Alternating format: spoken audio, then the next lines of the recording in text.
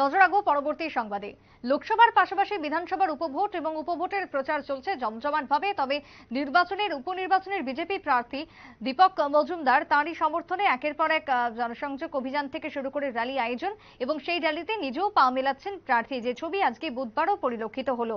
রামপুর বিবেক সংঘতে আজকের পদযাত্রার আয়োজন করা হয়, যে পদযাত্রাতে কর্মী সমর্থকরা যেরকম ভাবে উপস্থিত ছিলেন, তার সঙ্গে বিশেষ করে বাড়ি বাড়ি গিয়ে ভোট প্রচারে জনসম্পর্ক অভিযান আরো জোরদার করলেন রামনগরের উপভোটের প্রার্থী দীপক মজুমদার।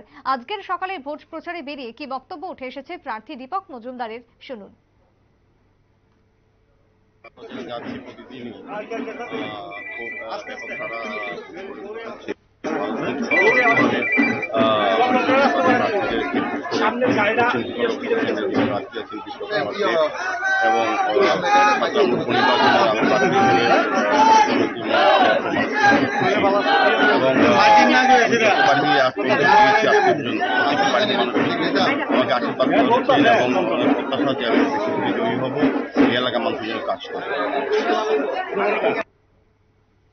আপনারা শুনলেন মেয়র দীপক মজুমদারের বক্তব্য। ভোট প্রচারকে সামনে রেখে একদিকে যেরকম র্যালির আয়োজন করা হয়, বিশেষ করে তার সঙ্গে ঢাক বাদ্যির মধ্য দিয়ে এই ভোট প্রচার চলছে একেবারে রমরমা ভাবে। রামনগর বিধানসভার রামপুর এলাকাতে আজকে ভোট প্রচারে উপস্থিত ছিলেন স্বয়ং প্রার্থী।